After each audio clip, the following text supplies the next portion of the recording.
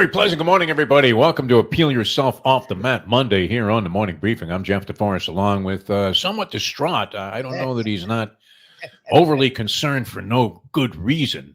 Mike Lubitz, of course, we're very much invested in terms of emotion and time and paying attention to the Stanley Cup Championship since we hail from South Florida, and the Florida Panthers had a chance to wrap it up and go ahead and help me potentially cash at least a mind bet on the 11-1 that was available if you had predicted and backed with your own monetary funding the fact that the Panthers possibly could sweep this series. This had to be done before the series to get 11-1, but it was right there. And it was a perfect opportunity to hedge off, maybe bet a little money on Edmonton. You had a guaranteed lock situation.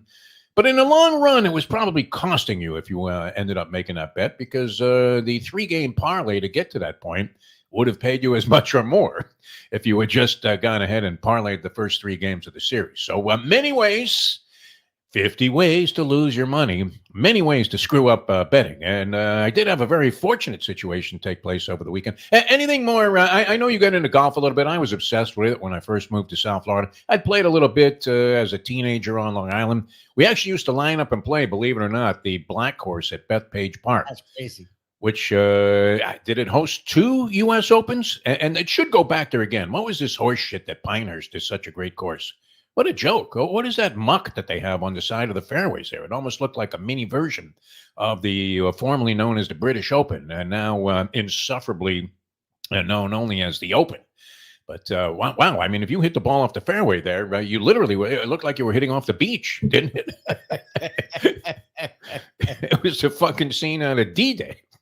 Anyway, we managed to cash a nice ticket there on Bryson DeChambeau. We'll get into that. But nothing was more annoying than you would have like a 2-footer, and you'd look at the guy that you were playing. Maybe you were playing a little $5 Nassau or whatever. You had some money riding on the thing, and you're looking for the concession on the putt. I mean, nobody could miss this. It's 2 feet straight and uphill on a green that has been manicured like the lawn looks for Wimbledon before the first match is played. There's nothing that can possibly make you miss this putt. And you look at the guy that you're playing with, and instead of conceding, and he goes, "There's a little chicken left on that bone." You think Cantlay was saying that to Rory McIlroy? Is he muffed? I mean, you talk about a choke job. All right, but if you were betting, and you don't want to send your money into some place that is going to go ahead and offset some of their bets by laying them off at some boiler room in Guam. I mean, forget about that. You want to go with somebody reliable. BetOnline is your number one choice for the NBA Finals, Stanley Cup playoffs this season, every stat, every matchup, and even live odds and spreads while the games are being played. You're down in the first quarter, no problem. I'll just re-up and go ahead and bet it again in a second. When the game's over, head on over to the online casino to get in on a game of blackjack or poker, or unwind with one of our over 150 slot games. Head to the website today to get in on all the action. Use the promo code, and this is a very generous offer, BELIEVE, B-L-E-A-V. That's all caps for your 50% welcome bonus. Hello, here's half your money on top of what you deposited. Bet online. The game starts here. All right, now what happened here, Lubie? The dynamic. I was enthralled with the U.S. Open. Had action on Bryson DeChambeau. I thought he was a huge overlay at 20-1. I couldn't believe you were getting 20-1 on this cat. Scotty Scheffler was such a prohibitive favorite that maybe it knocked the odds out of bounds and out of proportion for some of the other guys that you would have to consider to be legitimate contenders. And even though DeChambeau's kind of disappeared from the spotlight for the most part because he's playing on the LIV Tour, it really doesn't matter, because we saw him make a mad dash for the PGA Championship at 33-1, and the guy seems to be playing really good golf. I don't keep track of the LIV Tour. Is it televised anywhere? Can you find out any information about it? Is it only available results in the agatype of some Saudi Arabian newspaper? I'm not sure. No idea. We know that John Ram is stinking the joint out and is having all kinds of problems. And other than that, it's a bunch of has-beens and guys that you would think, well, why isn't like Dow Finsterwald playing on the LIV Tour? I mean, dead guys. Phil Mickelson and Sergio, who actually was in contention there for a little while. Is Adam Sandler, by the way, going to play Sergio Garcia in the movie? Strange resemblance all of a sudden. I'm looking at Sergio congratulating DeChambeau after the tournament. I'm thinking, wait a minute, Adam Sandler's there? I thought he was into basketball, not golf. But those 2 short putts that Rory McIlroy missed, my God, that would haunt you to your grave, would it not, Lubie? That's like bricking a free throw with the game on the line, game 7. I mean, it's Bill Buckner. It's Jackie Smith. It's anybody that's ever had like a problem at a giant climactic moment of truth where you're, talking about glory if you just make a routine play and infamy if you miss it. And McIlroy, well documented now, hasn't won a major championship since he won the U.S. Open in 2014, 10 years. They keep showing you the number of days, 8,472 days since he's won a major. A perfectly likable guy, a guy that you had to be rooting for. I found myself even rooting for the guy despite the fact that I was about to pick up 5 sticks for my $25 stinking wager on Bryson DeChambeau. Now that's loyalty. And why is that? DeChambeau, surprisingly, was very popular. Did you watch any of this, Lubie? The crowd was extremely behind him. They're chanting, USA, USA. Oh, the last hole. I kept an eye early, and then I forgot about it. The Panther and the Celtics games threw me off. And then yesterday, it was on at my parent. Happy Father's Day to you, by the way, and to your son. Oh, thank you. Yeah. You know what happened? My Father's Day celebration got blown off because this is great. I mean, it's so typical of the family. Because my son, Jesse, who's an avid poker player when he gets the chance to play, he's very busy with his job, but plays poker. He's going out for the World Series of Poker, some of the minor events, not the main event, but some of the minor events. There are like 100 different tournaments in the World Series of Poker. He's going out to Vegas in a couple of weeks. So last minute, I get a note, barbecue canceled. I'm still alive in a poker tournament at the Harris Casino in Pompano Beach, Florida. That's great. That's so whole family had to put everything on hold. I mean, we had like 20 guys getting ready to go to a barbecue, and he was in a position to cash, which he did, but nonetheless, he didn't win the big prize. So I don't know that it was worth blowing it off. But I mean, how much better can it get? How much more of a proud father could I be than to have no communication with my 40-plus-year-old son and have him text me at like 11 o'clock as I'm stepping into the car? Oh, no barbecue today, Dad. I'm in a poker tournament. Degenerate city, man. It was great. But you would have thought that, the crowd would have been holding up posters of Jamal Khashoggi every time that DeChambeau took his club back. Unbelievable. And instead, they're chanting USA, and they're solidly behind this guy. What happened to the whole concept of the Live Tour scabs that were despised by people just a couple of years ago? That really has dissipated, Lubie. It's unbelievable that they were embracing Bryson DeChambeau and Rory McIlroy. I don't know. What do you think it was? Did it have anything to do with the fact that, and we said this is a classic mistake, never go back to the woman you were with in the past. Just don't do it. Yeah, you said it. You said it Friday. He's got it made in the shade. He's supposedly seeing and all over this Amanda Balionis, who is just a gorgeous, personality-laced babe that's on CBS. And now his wife is very attractive. Of course, infamous story there where, he blew off the tennis player and, Wozniacki. And, at the altar, I mean, she's standing there with all of her friends. And, hey, where's Rory? I don't know. I think he's out on the putting green. Exactly. But a perfectly likable guy versus a guy that you would have thought would have been despised by the crowd. Yeah, and yet the sentiment was very much behind DeChambeau. Now, DeChambeau does go out and actually win the thing. Because, he was in all kinds of problems. It always amazes me. What's that, Lou? That last hole, because that's what I saw. Where I was at my parents', they were watching it, and they had it on, and I was like, "Oh shit, it's the last hole." I didn't even know that McIlroy totally gave it away, and DeChambeau hit it into like fucking some crazy ass area. He's in muck. And shit. Muck. It would have been easier to hit the ball off the banks of the Mississippi and get it towards the green. They ended up giving him no relief, man, because they all wanted Rory to win this tournament. At least the officials did, in spite of the fact that it's the U.S. Open, and here's a United States citizen. I guess he still is. I don't know. Did he move to Saudi Arabia? Is he residing in Riyadh? Not sure. No. But the way these guys scramble, it's unbelievable. Never mind the fact that they can bomb the ball 350 yards down the middle of the fairway, and you have a 320-yard par 4, and they're taking 3-wood out and going over the green. But the way they can scramble out of trouble and save pars and even turn what should be quadruple bogeys into bogeys is just amazing. It's the single most amazing thing about the PGA Tour or any golf on the professional level. I mean, this guy's got a tree in his way. He's got his shot blocked by the root of another tree.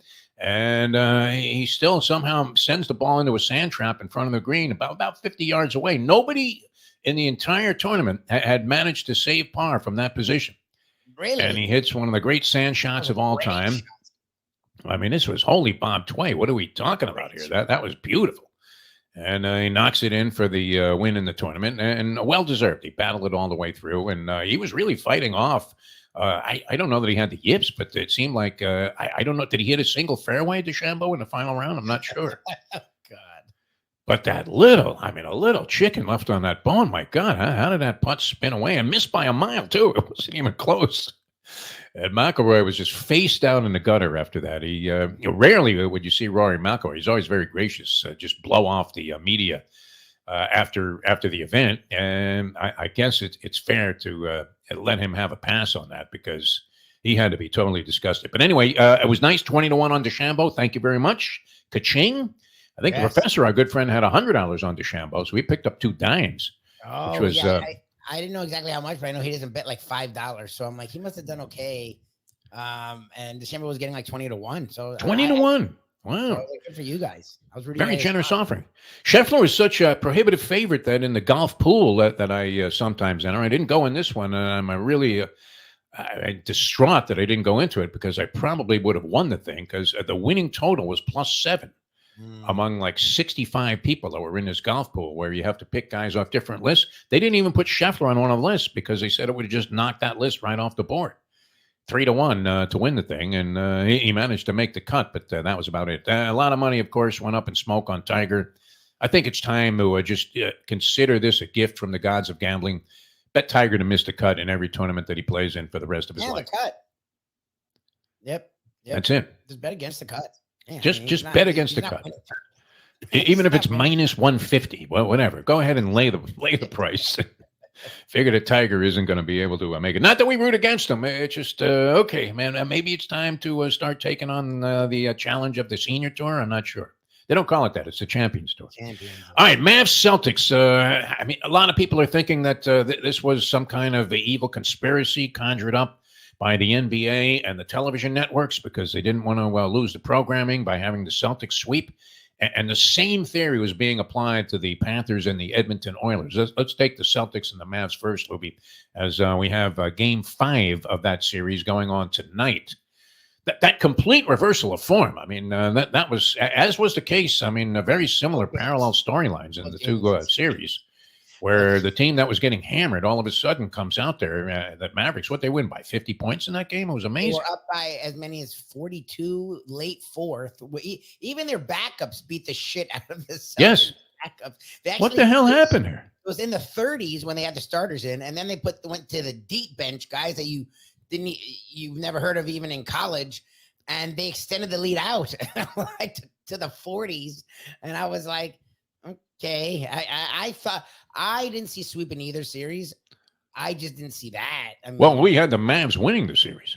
Yeah. Of course, we had the Panthers in 6, which still is a possibility, although most people would be probably of the assumption that wasn't enough to totally turn the thing around. And it was just one of those games that got out of hand and that the Panthers might be able to shake it off and then clinch the Stanley Cup, first ever in franchise history when they get back here to South Florida.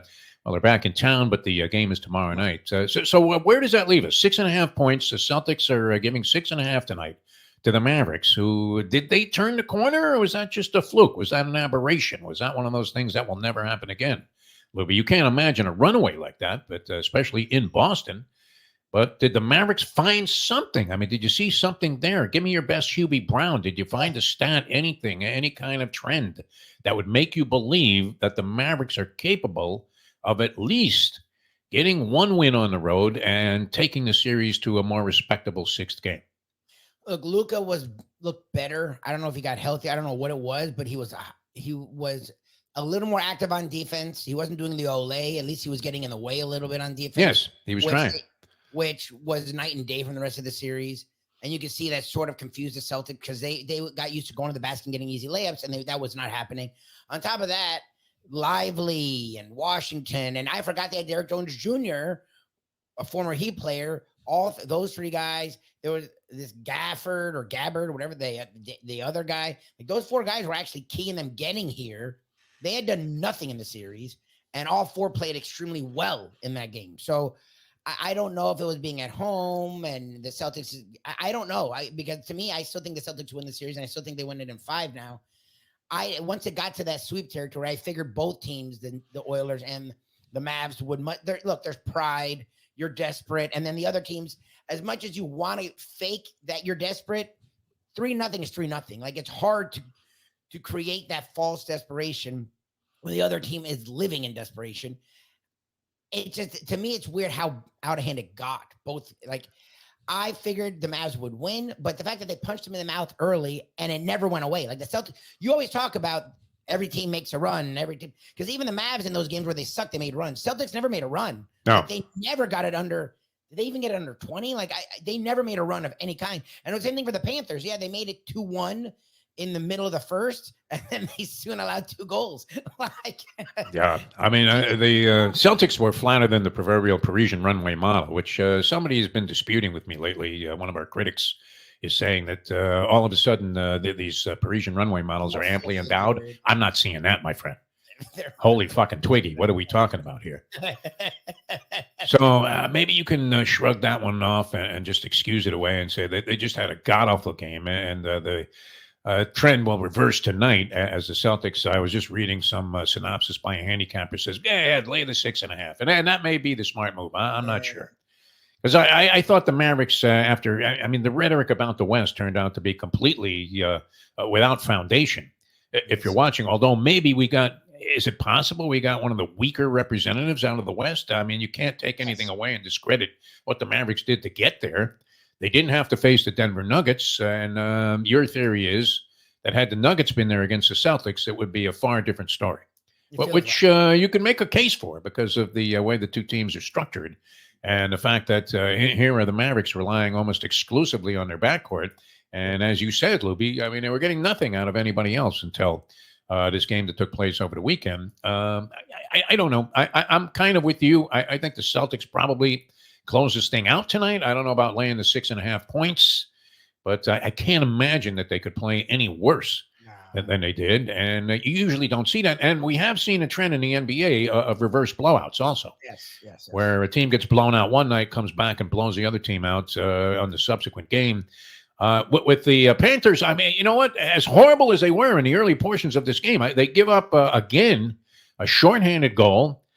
Then it seemed like that there was a definitive agenda there on the part of, did anybody see Gary Bettman hanging around and talking to the officials? Because they take 2 Panthers off the ice simultaneously for roughing penalties and give Edmonton a 5-on-3. Now and Edmonton hadn't scored on a power play the entire series, not one. Most dynamic power play in the game, and they're being completely shut out. They got a big fat round number there, and power play scores 0. They had more shorthanded goals and still do than they do power play goals in the series, although they might have gotten a couple later on. I kind of turned it off after it was 5-1. But they give them that 5-on-3, and with a couple of seconds to go, they score. Well, I guess they got it inside the first minute, and then they couldn't cash in on the second one. But and the Panthers come back, get a goal, and you're saying, wow, here we go again, man. Team being badly outplayed the entire time. All of a sudden, they're right back in it at 2-1. And then the Flowers went in the punch as Edmonton went on a roll, ended up winning 8-1. Paul Maurice, the coach of the Panthers, I think he's pretty good at just shoving that to the side. And I would assume, and this is, let's face it, when you're betting, the first 3 letters of the word assume are ASS, and it's made because you're probably going to look like an ass if you make this assumption. But I would assume that the Panthers will find a way to gather themselves. I mean, they were the better team throughout the series. Edmonton probably could make a case that they should be 2-2 at this point, so it's no guarantee. And these are the things that always scare me because the cliche really does apply. The toughest game to win in any postseason series is the clinching game. So now you have a little bit of trepidation if all of a sudden you have the series going back to Edmonton. You got to schlep all the way across the country again. Pack your bags and go back maybe in a 3-2 situation.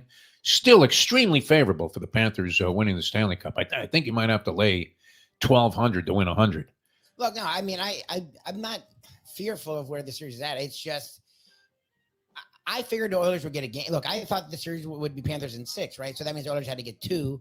Once the Panthers jumped out to a 3-0 series lead after struggling game 1, but still dominating on the scoreboard. It's like, okay, they're up 3-0. They're in a good spot.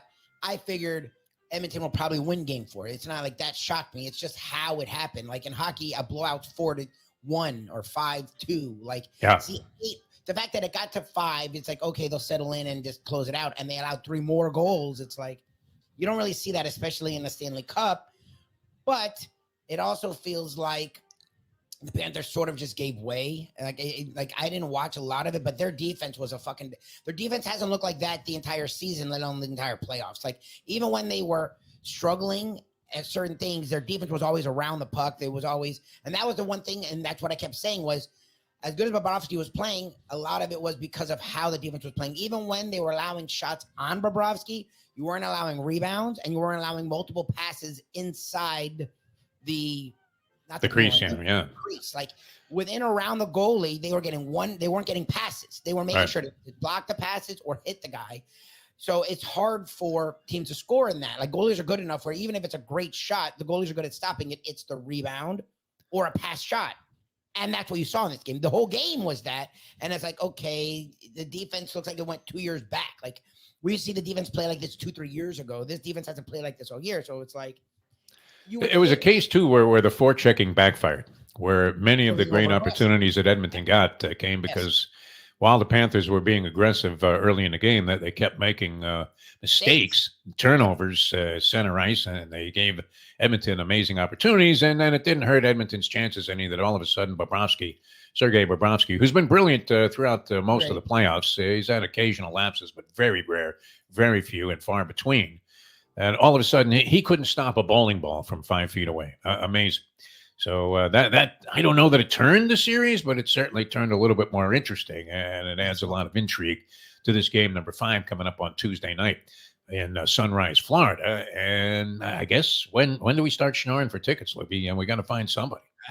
So it wouldn't be a bad idea to be there. It had to be really deflating. They had one of those deals here, which you wouldn't figure would go over big in the town without pity, a place where we have total indifference when it comes to our sports franchises, that you would fill an arena for an away game and people cheering. So the tickets go on sale are originally like $10 to go. They ended up being like $200 a pop. Imagine paying $200 plus whatever it cost you at the concessions, which they may as well have a ski mask and a gun. These people at the concession stands. I mean, it's really like getting robbed on the streets of New York. 3:00 in the morning, you're getting off the subway and you're thinking, I could run to my destination. But no, before you get off the subway platform, boom, there's a guy with a gun in your face and he's ready to take your wallet. Yeah, I mean, talk about robbery. And then you have to go there and sit with a bunch of people. There's no game going on, so you don't even have the distraction of saying, well, at least it's fun watching these guys skate. And your team just gets hammered. Hammered. I'm glad we didn't end up attending that. So, yeah, we'll see what happens. But I think the consensus of opinion would tell you, with a majority of opinion, that most people are of the belief that Boston will win tonight somehow, maybe not cover the point spread. But if they do win, you're thinking maybe they take this to heart, that hammering that they took, and they somehow find a way to cover the point spread. And that Florida would regather itself and find a way to win. Although the stat kept coming up, and this, I guess, came along with the coaching change, which took place early in the season I know it's not Chuck Knobloch, but for purposes of recognition, I mean, picture the guy with the crew cut and everything, throwing the ball over the first baseman's head. But I saw the stat, and it's been repeated many times, where after they had lost 3 in a row during the regular season early on, they subsequently went on a 16-game winning streak, the Edmonton Oilers. And that has struck fear in the hearts and the minds of Panther fans all around the state of Florida. All right, we had a lot of fun over the weekend. It was great. Thank you, Bryson DeChambeau, even though I consider you to be a scumbag, live tourist scab. I was not happy about that. I'm a red-blooded American, Lubie. We got July 4th coming up. How can we root for this cat and be chanting USA, USA? But that may be one of the. Does that go down as one of the classic chokes of all time? The Rory McIlroy. Yeah. Can we consider it that? I mean, he got into contention by making a bunch of really difficult putts earlier in the round, and then 7 feet of putts on 2 different holes, and he misses them both. DeChambeau had missed a short putt to put Rory McIlroy in what looked like a tournament clinching position. And then McIlroy returns the favor on 16 and comes right back on 18. And man, I mean, that thing, You talk about squirreling away to the right. That was ugliness. All right, a lot of fun being with you. Peel yourself off to Matt Monday. You guys enjoy the Celtics and the Dallas Mavericks tonight. Give me a prediction, Lubie. Do they cover the spread? That would be the big concern. Or does Dallas somehow make a series out of this? Is that possible? I'd like to see the Mavs make a series out of it. I think. Holy Dirk Nowitzki. What are we talking about? Woken up a little bit, so I think we'll see better game. I still think the Celtics find a way. Look, to me, the one positive about getting blown out, if you're the team that's up 3-0, is no matter how much you want to convince yourself you're gonna finish it off, it is sort of human nature to get lackadaisical. And I don't know if the Panthers got there, but I feel like the Celtics have done that a lot over the last few years. So the one good thing I guess you can take out of getting blown out is there's no way you can take the team lightly anymore. Like if you're the Panthers, you just gave up more goals in that one game than you have the entire fucking series. Yes. So whatever laurels you were resting on, they were fucking embarrassed. Like you're up 3-0 in a series and you were fucking embarrassed. Same thing for the Celtics. You were down 42 points. They were actually down by scrubs, yeah. Scored. So it's like you can't take and it felt like the Celtics were sort of just playing with the Mavs.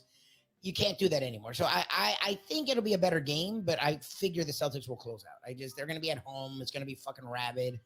I don't know if the Mavs tertiary guys will play as well as they played in game 4. It just feels like the Celtics wrap it up. And I mean, we'll talk about the Panthers tomorrow. I'm not nervous about that series. I'm just annoyed. I'm annoyed that they let it get there. Like, okay, yeah, the refs were against you. Well, duh, the refs were going to be against you. Yeah. The Oilers were going to play with their hair on fire. Fine. To let it get to 8 goals is just fucking pathetic. That was pretty sad. No doubt about it. All right. We have to run. Thanks so much for being with us. A little overtime here on the morning briefing for Mike Lubie Lubitz and all the people at NoFilter.net and Caffeine TV, all the other outlets. Believe we really appreciate you guys tuning in. I'm Jeff DeForest, and we'll see you tomorrow with the next edition of the morning briefing.